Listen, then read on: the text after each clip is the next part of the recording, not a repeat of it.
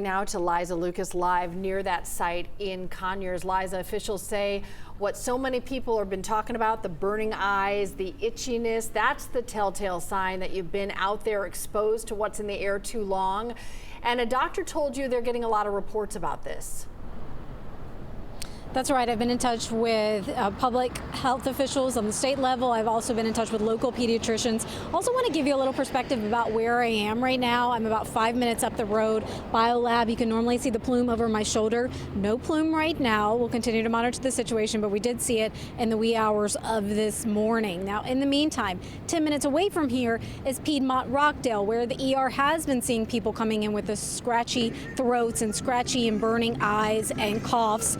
So in the meantime, we've also been touching base with pediatricians, including Dr. Hugo Skornick. I visited his practice earlier this morning because he's been fielding a lot of calls from families, and that's been fueling his own concern. Now, Dr. Skornick's office, again, is less than 2 miles up the road from where we are, and he's also a former president of the Georgia chapter of the American Academy of Pediatrics.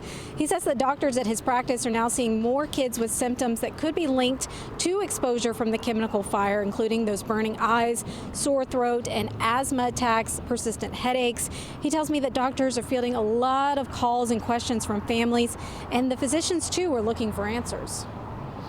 There's a lot of concerns that we may not know all the different things that have been released into our community. There's long-term concerns. What does this mean for my child long-term? We're hearing concerns from pregnant mothers. What does this mean for the unborn baby? So we're hearing lots of concerns. I'm really concerned. I think there needs to be a full investigation. There's lots of questions in this community of what's happened. Liza, the number one question we're probably getting is about air quality because it's always shifting as that off-gassing keeps happening and the winds change. You've got some new information from the Georgia Department of Health. What are they saying about how they're monitoring the impacts?